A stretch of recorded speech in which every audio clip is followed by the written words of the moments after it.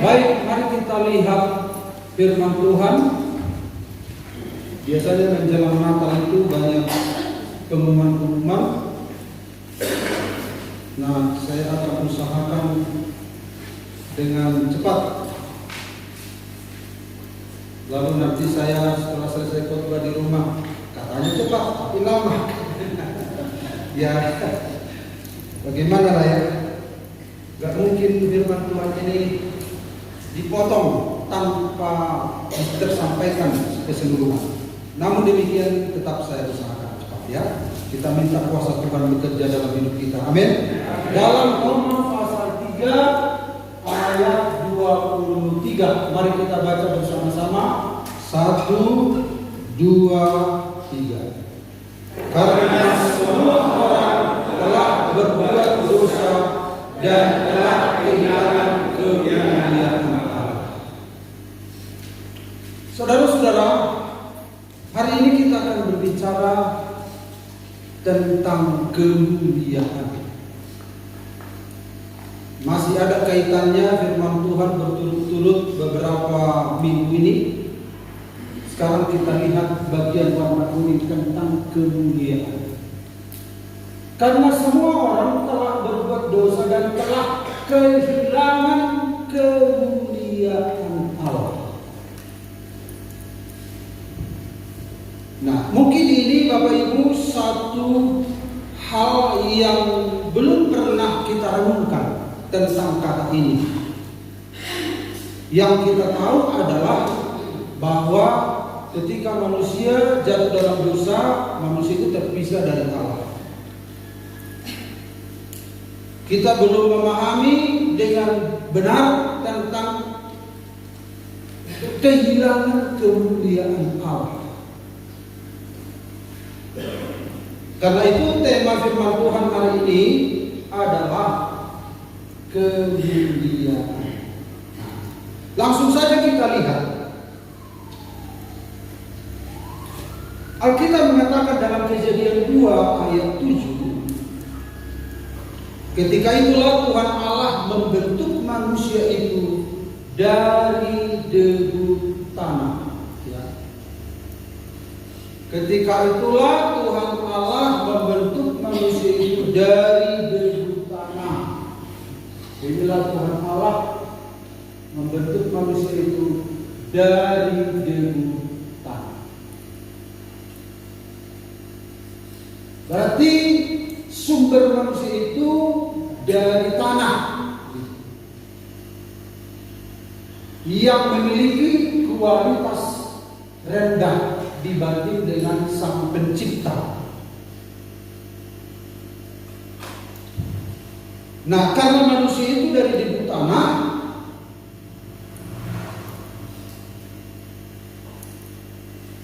lalu dikatakan di sini dan menghembuskan nafas hidup ke dalam hidungnya. Demikianlah manusia itu menjadi makhluk yang hidup. Jadi kita perhatikan manusia itu dari debu tanah. Sesuatu yang tidak berarti, yang tidak bermutu, yang tidak berbobot.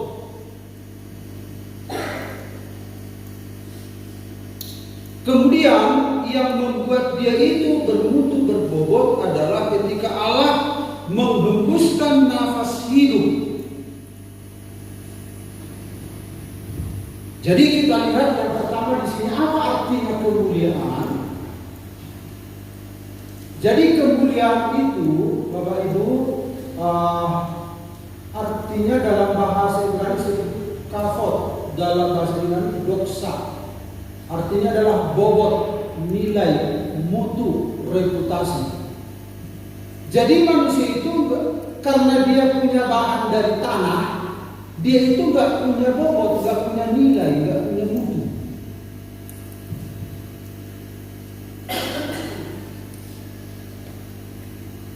Jadi ketika Allah meniupkan nafas kehidupan, dia punya nilai, punya bobot, punya kualitas.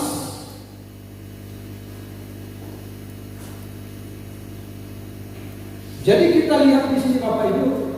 Nah, jadi artinya akhirnya kita ini menghasilkan pujian dan kehormatan. Dari awal tadi saya perhatikan lagu-lagunya tentang sebab itu ku memujimu. Terus Yesus kemuliaan bagimu. Nah, karena Allah memiliki bobot itu, kualitas itu, nilai itu, maka dia layak dipuji, layak dimuliakan.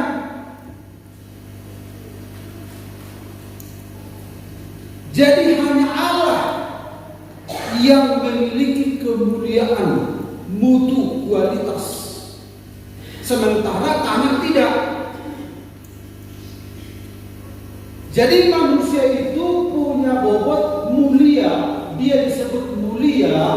Nah, dalam bahasa Inggris seringkali disebut glory, dalam bahasa Arab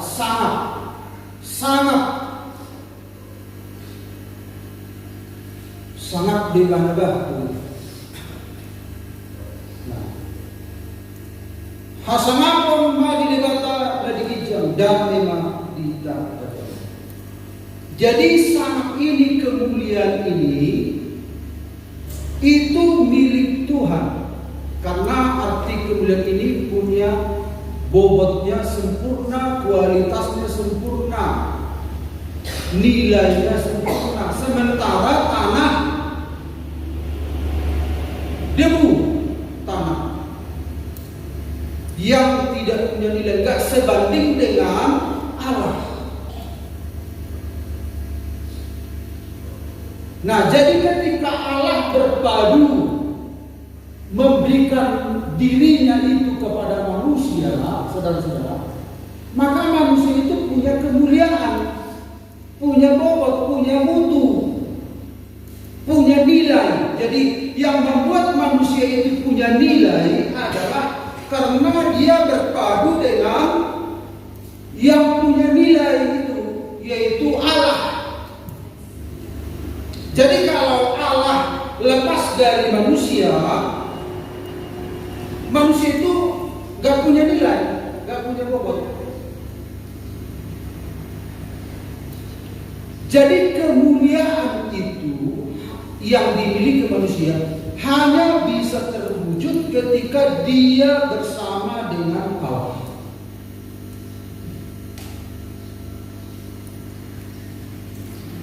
Karena hanya Allah yang mulia, Allah yang memenuhi syarat kemuliaan, Allah yang punya nilai, punya bobot, punya kualitas. Sementara tanah liat tidak. Jadi ketika berpadu antara Allah dan manusia ini, maka manusia itu punya arti, punya nilai. Makanya beberapa minggu yang lalu kita sudah dengar khotbah, apakah manusia itu? Karena manusia itu dipertanyakan. Manusia itu dari tanah liat. Saya pernah menyaksikan kepada kita tentang kesaksian hamba Tuhan yang dijangka. Dia sudah kanker begitu lama, tapi dia lalui begitu tekun. Kadang dia botak, kadang tumbuh lagi karena kanker. Kemoterapi udah puluhan kali. Dia kadang, saudara-saudara, Tuhan ambillah nyawa begitu. Tapi kenapa Tuhan masih memberikan nyawa kepadaku? Padahal aku sepertinya nggak bisa berbuat apa-apa lagi. Tetapi dalam kondisinya itu Tuhan memberikan sebuah pengertian. Dia pernah rohnya itu berjuang untuk keluar dari tubuhnya. Jadi ketika keluar, itu tubuhnya itu dia lihat memang seperti debu. Seperti debu. Bagian yang dimana rohnya tidak keluar, tidak berhasil keluar, tapi sebagian keluar. Rohnya yang sebagian keluar ini itu tubuhnya itu hancur, sementara yang didiami roh sebagian itu masih utuh. Ternyata rohnya itu yang membentuk manusia itu, dan roh itu berasal dari Allah. Jadi hanya dengan bersatunya manusia dengan Allah, manusia itu punya nilai. Makanya ketika Bapak Ibu bernyanyi, ku berharga di matamu, mulia dalam pandanganmu, kita itu berharga karena ada penyatuan kita dengan Allah. Akhirnya kita punya nilai. Kalau orang tidak bersatu dengan Allah, nggak punya nilai, nggak punya mutu, nggak punya bobot. Nah, mari kita lanjut ya supaya tidak panjang lebar. Yang kedua kita lihat hilangnya kemuliaan. Ketika Adam dan Hawa memakan buah yang dilarang itu,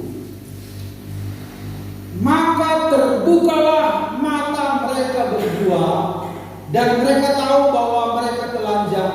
Lalu mereka menyemat daun pohon ara dan membuat cawat. Dikatakan di sini mereka berdua, mereka tahu bahwa mereka telanjang. Apakah sebelumnya pakai baju? Kemuliaan Allah yang menjadi pakaian mereka. Kekudusan Allah, kesucian Allah, kemuliaan Allah lah yang membungkus mereka. Jadi ketika kemuliaan Allah sudah hilang, kelihatan mutunya, kelihatan ternyata nggak punya nilai. Jadi hanya kemuliaan Allah lah yang membuat seseorang itu menemukan kemuliaan. Dan lalu Tuhan Allah mengusir dia dari Taman Eden supaya ia mengusahakan tanah dari mana ia diambil. Ia menghalau manusia itu, dan di sebelah timur Taman Eden ditempatkannya lah beberapa kerub dengan pedang yang bernyala-nyala dan menyambar-nyambar untuk menjaga jalan ke pohon kehidupan. Jadi ketika manusia itu tidak bersama lagi dengan Allah, saudara-saudara, diusir dari Taman Eden, maka apa yang terjadi? Mereka mengambil daun ara, kebenaran diri sendiri. Artinya mereka membuat diri mereka bernilai, sementara kemuliaan Allah sudah meninggalkan mereka. Dan akhirnya sebagai tindakan profetik, tindakan nubuatan, Allah membunuh seekor binatang dan mengenakan kulitnya bagi Adam dan Hawa. Jadi manusia itu tidak bisa punya kualitas dalam hidupnya, punya nilai dalam hidupnya tanpa Tuhan yang melekat. Karena Allah melekat dalam hidup seseorang, orang itu punya nilai.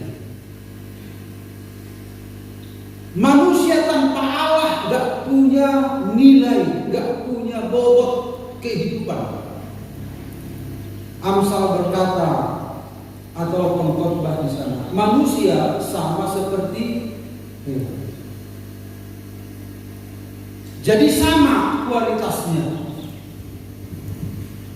Lalu saudara-saudara, walaupun demikian, manusia itu, nah Roma 3:23, karena semua orang telah berbuat dosa dan telah kehilangan kemuliaan Allah, akhirnya semua orang, semua keturunan Adam, semua manusia telah berbuat dosa dan telah kehilangan kemuliaan Allah. Akhirnya semua tidak punya nilai. Padahal Tuhan membuat manusia itu yang tidak berarti itu menjadi berarti karena Allah bersama. Jadi kalau manusia lepas dari Allah, gak ada artinya. Gak ada artinya. Walaupun dia hidup, dia bagaikan zombie yang seringkali kita dengarkan. Roh manusia itu mati, gak bisa komunikasi dengan Allah. Jadi walaupun manusia itu hidup di dunia ini tanpa perjumpaan dengan Allah, sudah targetnya itu maut, kematian, neraka yang kekal. Namun demikian, manusia berusaha untuk menaikkan kemuliaan, standar-standar yang harus dia capai. Ini standar, minggu lalu kita sudah belajar ini. Dia ingin menaikkan kemuliaannya, dia ingin menaikkan bobotnya, mutunya, nilainya, tetapi bukan Tuhan lagi sebagai standarnya. Karena manusia itu, saudara-saudara, ingin punya nilai, ingin diakui. Karena manusia itu terpisah dari Allah, karena hanya Allah yang memberikan nilai, mutu, bobot kepada manusia. Sementara manusia sudah berdosa, manusia itu berusaha untuk menaikkan nilainya, dan itu terjadi sampai sekarang. Nah, bagaimana supaya manusia itu aman, supaya tidak punya rasa malu? Karena orang yang jauh dari Tuhan, dia itu punya rasa malu. Seharusnya.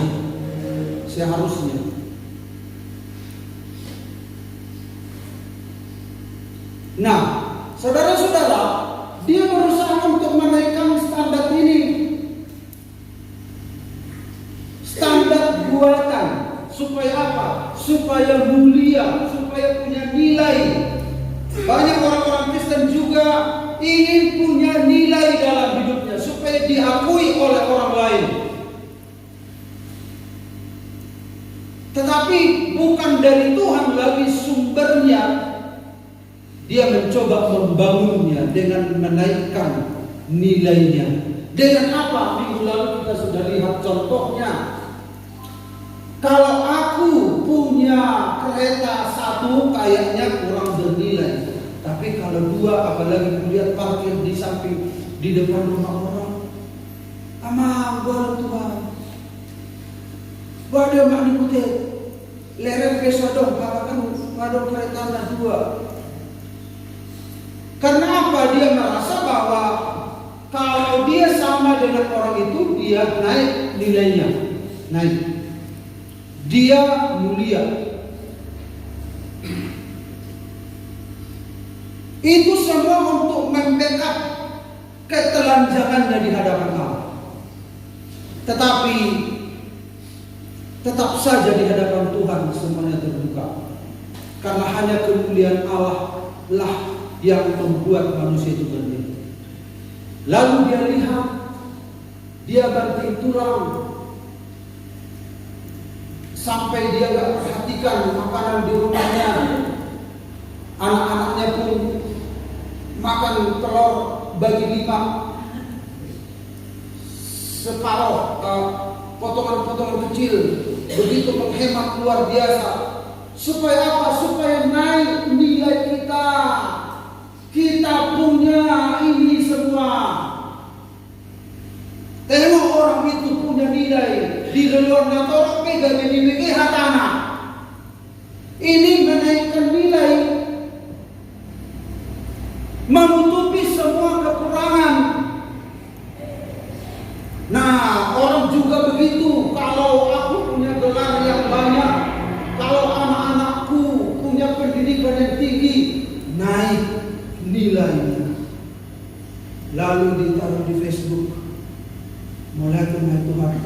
mau sudah baik. Selamat ya Eda, selamat. Bagus itu, kita nggak bisa menyangkal ini semua. Tetapi yang salah adalah kalau kita membuat ini menaikkan mutu kita. Lalu kita diakui di hadapan orang. Kalau dulu kita berpogos, kalau Tuhan ini nama mulai julu Tuhan. Saya buta dan doa aku tangis. Jadi anak Tuhan dah dulu menderita dengan, apalagi dianggap dituduh sesat, apalagi dijatuhkan dulu.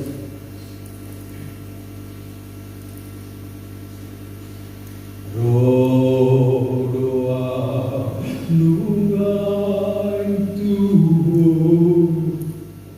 Nah, tertangis.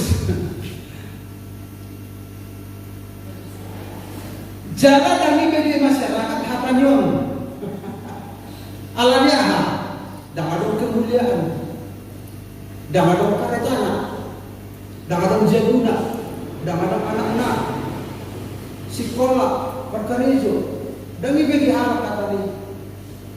Alai juga tabbah, tapi gitu. Nampe salah di dokter,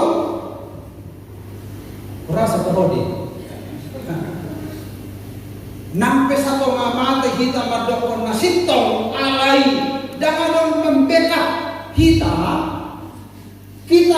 hanya ini, gak ada standar yang kita penuhi. Satu mata kita sampai marporot, sampai putus sarap. Dan bagian di dalam holongan. Karena manusia mencari apa? Kemuliaan. Mereka menaikkan nilainya.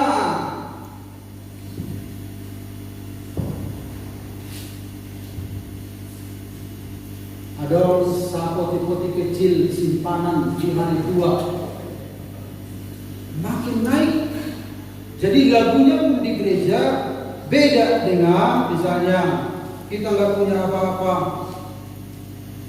bersama Yesus lakukan karena dosa. Anak Tuhan yang nggak punya apa-apa ini kalau nyanyi itu sudah dari segenap hati tuh nyanyi dah, sampai hulukan, sampai tangis.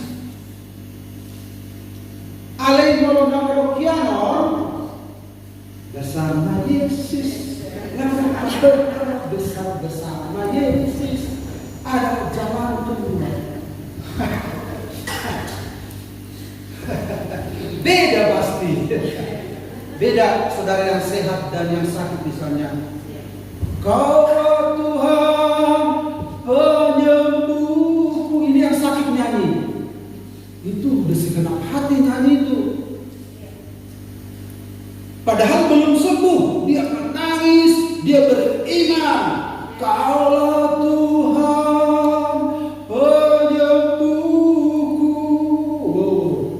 Dia merasakan banget. Tapi kalau yang sehat nyanyi, Kaulah Tuhan penyembuhku. Karena dia masih bisa konser lah. Beda juga. Tetapi manusia berusaha saudara-saudara untuk membackup dirinya untuk mendapatkan kemuliaan dari dunia ini, berhubung dia tidak mendapatkan kemuliaan dari Allah. Saya percaya Tuhan akan berikan ini pada kita, tetapi itu bukan untuk menaikkan nilai kita. Kalau kita saudara-saudara setia ikut Tuhan, Dia adalah Bapa yang baik, nyawanya sendiri diberikan, apalagi yang lain. Amin. Tetapi bukan sebuah pengejaran untuk menaikkan mutu kita, nilai kita. Lalu apa akan terjadi? Apa yang Bapak Ibu? Lihat dari belakang, yang di tangannya siapa ini? Saya. Makil lihat ini. Tapi wajahnya saya nanti tersinggung kalau wajah Bapak Ibu saya buat. Haleluya. Glory. Bukan ya, Bapak Ibu yang punya ini jangan apa ya.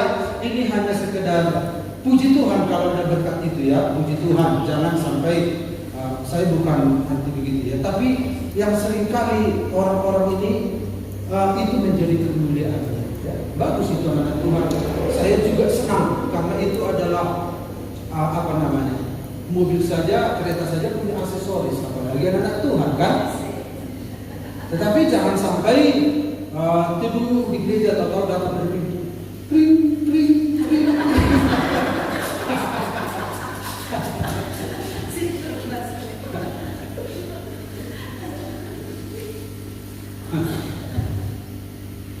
Betul itu.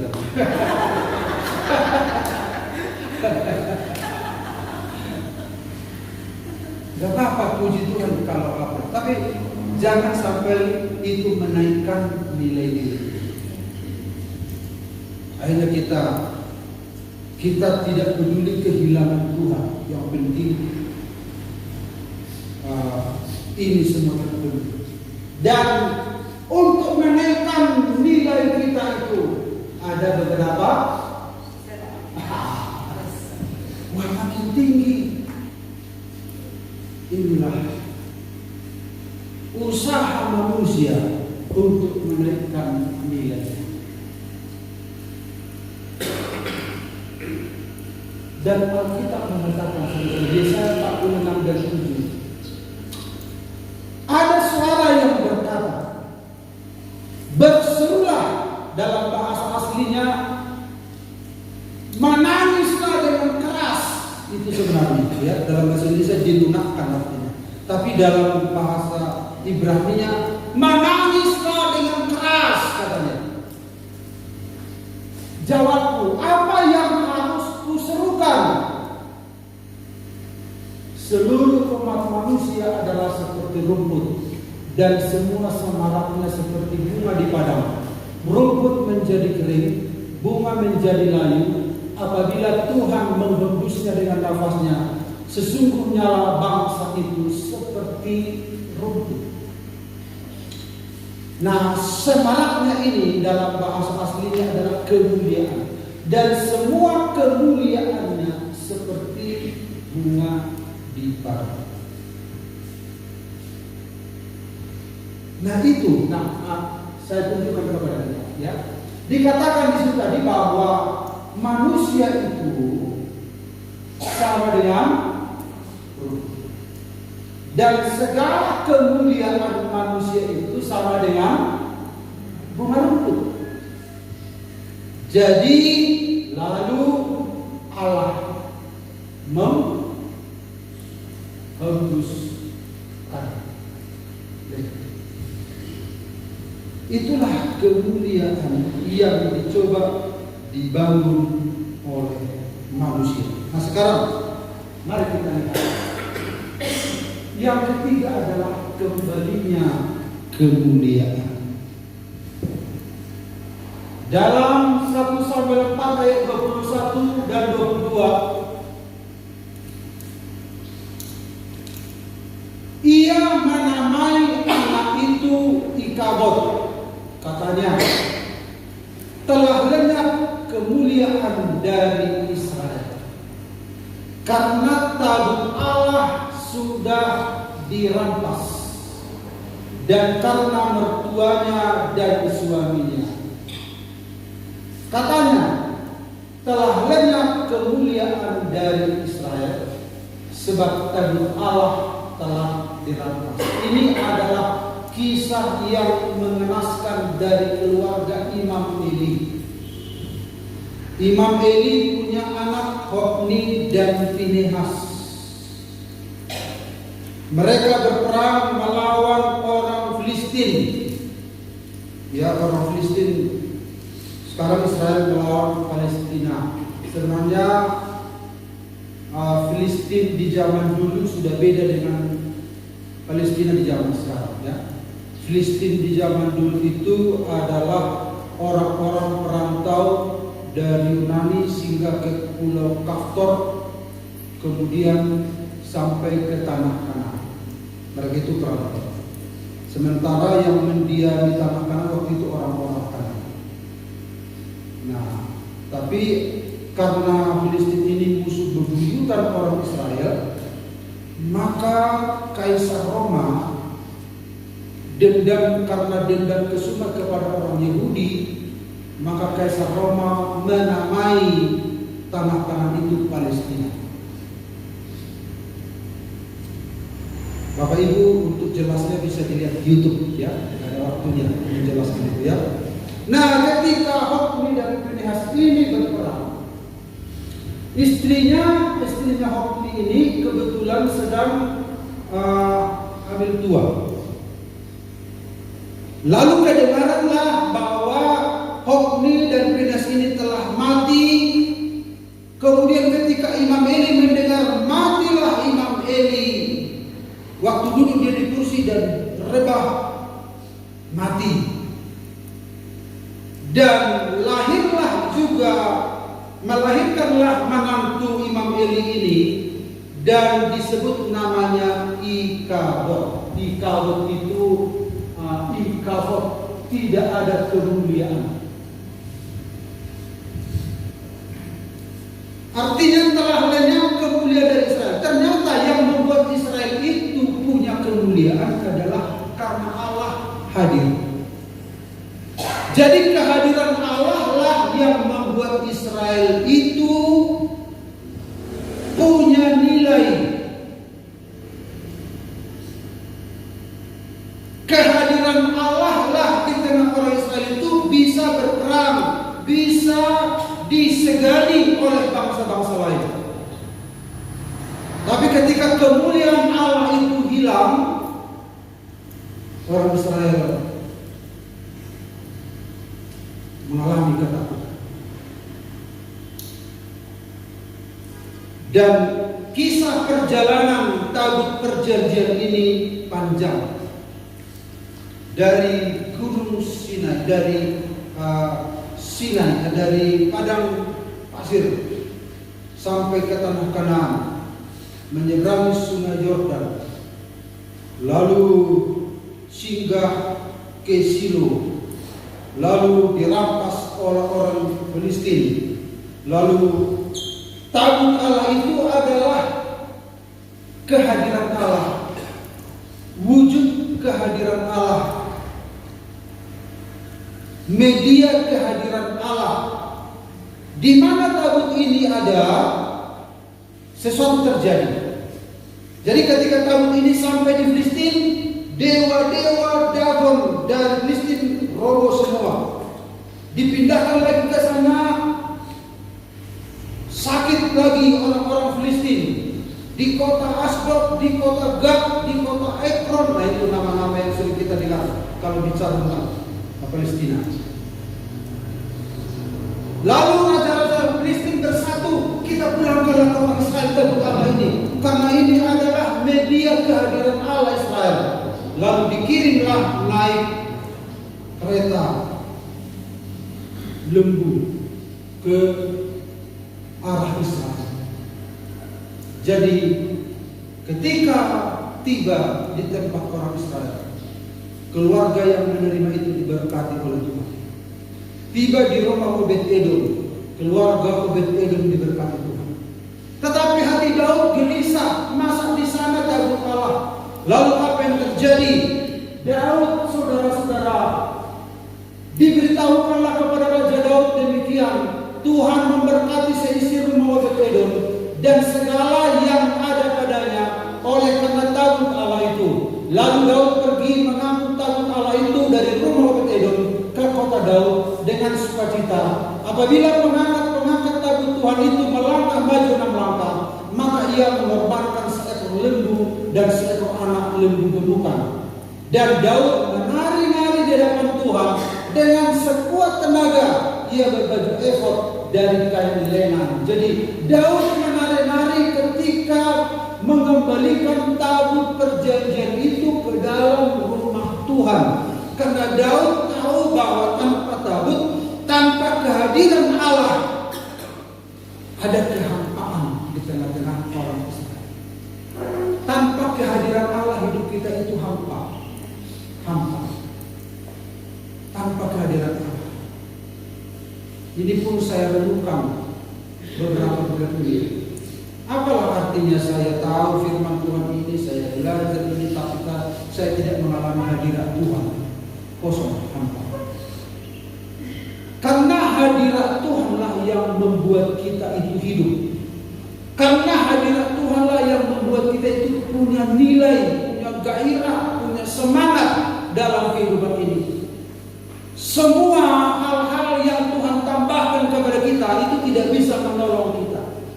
Hadirat Tuhanlah, kehadiran Allah lah yang membuat kita bersemangat, yang membuat kita punya nilai, punya kuasa untuk mengalahkan kuasa kegelapan. Sementara harta benda kita nggak bisa memberi kuasa untuk berjalan di tengah-tengah dunia yang penuh dengan tantangan, penuh dengan kuasa kegelapan ini. Dan saudara-saudara, dalam perjanjian baru, firman itu telah menjadi manusia dan diam di antara kita. Diam itu dalam bahasa Yunani kenoo, artinya adalah bertabernakel. Makanya tadi Filipi Pujian berkata bahwa Immanuel, Allah bersama dengan kita. Allah itu datang mencari kita karena Tuhan tahu tanpa Dia manusia itu tidak punya nilai. Debu tanah yang tidak punya nilai. Berdiam, bertabernakel, dan Alkitab mengatakan kemudian Yesus mati menghubungkan kita dengan kerajaan Allah, dengan Bapa. Dan akhirnya saudara-saudara, tidak tahukah kamu bahwa kamu adalah baik Allah dan bahwa Roh Allah diam di dalam kamu?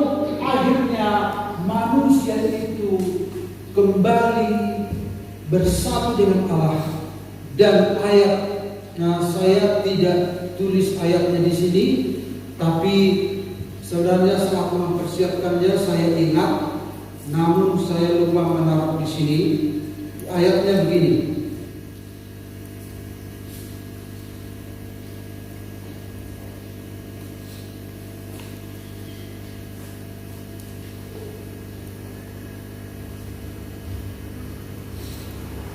Dua Korintus 3 ayat 18, silakan.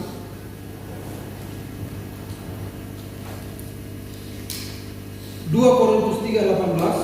Siapa yang sudah menemukan silakan dibaca. Atau Pak Sian sudah kayaknya sudah ada. Oh belum ya? 2 Korintus 3 ayat 18. Ya, silakan. Dan kita semua mencerminkan kemuliaan Tuhan dengan muka yang tidak berselubung, dan karena kemuliaan itu datangnya dari Tuhan yang adalah Roh, maka kita diubah menjadi serupa dengan gambarnya dalam kemuliaannya yang semakin besar. Amin. Dan kita semua mencerminkan kemuliaan Tuhan karena Yesus sudahlah datang ke dunia ini. Kita akan rayakan dalam bulan Desember. Lalu Dia mati menebus dosa-dosa kita. Dia naik ke surga. Dia memberikan kuasa Roh Kudus, dan Dia memberikan kuasa Roh-Nya untuk diam di dalam kita, bertabernakel. Kita menyatu dengan Allah. Dia menaikkan nilai kita dengan hadirnya Yesus Kristus lewat kuasa Roh Kudus dalam hidup seseorang. Manusia itu, saudara-saudara, kembali kepada kemuliaan sebelumnya. Dia punya mutu, punya bobot, punya nilai, dan dikatakan di sini. Dan kita semua mencerminkan kemuliaan Tuhan dengan muka yang tidak terselubung. Dan karena kemuliaan itu datangnya dari Tuhan. Jadi kemuliaan itu tidak datang dari yang kita ciptakan di dunia ini. kemuliaan itu datangnya dari Tuhan, karena Tuhanlah yang punya bobot yang sempurna, datangnya dari Tuhan yang adalah Roh, maka kita diubah menjadi serupa dengan gambarnya. Diubah berarti ada progres. Ada progres dari hari ke hari oleh Allah yang mendiami kita, oleh Rohnya yang tinggal dalam kita. Kita dibawa ke dalam seluruh kebenaran, dalam kemuliaan yang semakin besar. Amin. Luar biasa. Kalau kita lihat tadi awalnya, manusia telah kehilangan kemuliaan Allah. Sekarang orang yang didiami oleh Allah, dia akan dibawa kepada kemuliaan yang semakin besar. Kalau dalam istilah lagu ada crescendo. Crescendo artinya semakin naik. Semakin naik.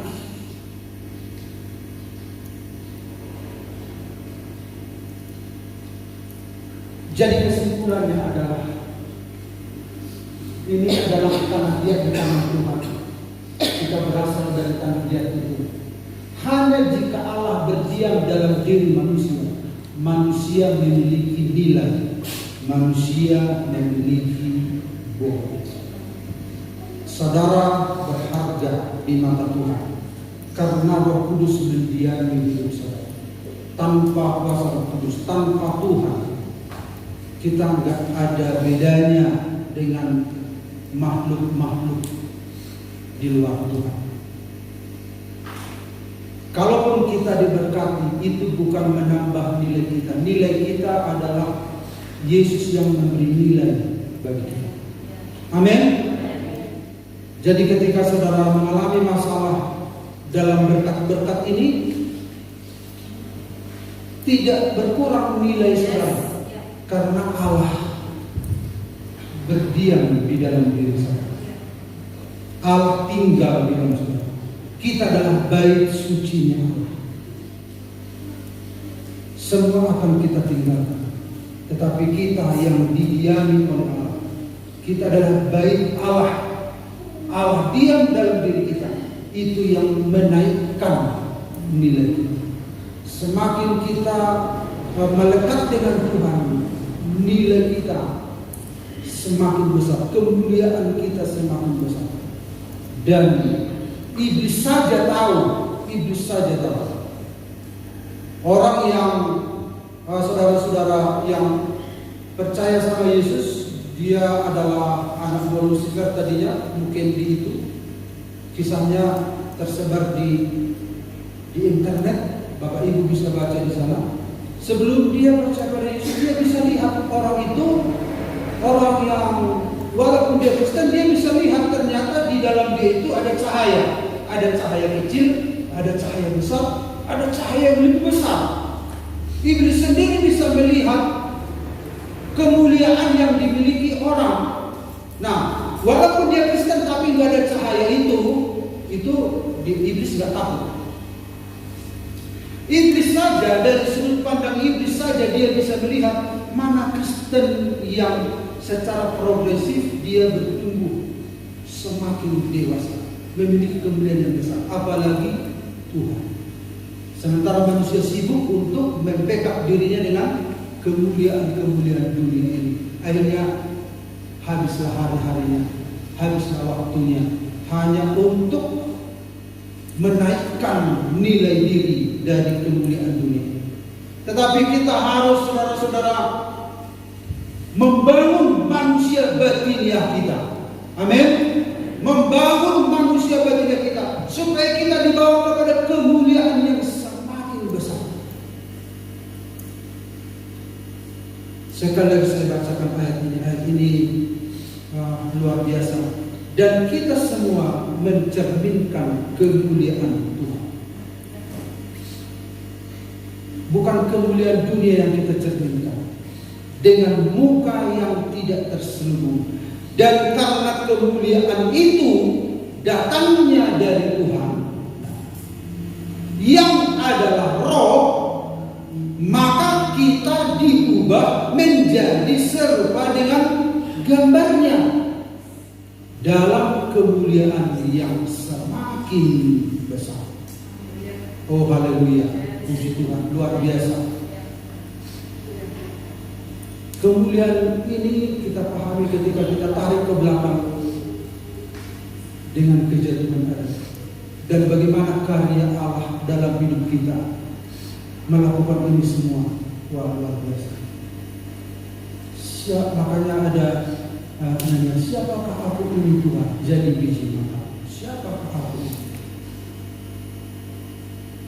Tetapi puji Tuhan, ketika Dia tinggal dalam hidup kita, kemuliaannya itu mengubah hidup kita. Kemuliaan itu memulihkan kita, dan kita akan semakin disempurnakan. Itulah yang menghibur kita, itulah kebanggaan kita, itulah kekuatan kita. Amin Bapak Ibu. Memang musik silakan datang ke depan. Mari kita nyanyikan nyanyian ini.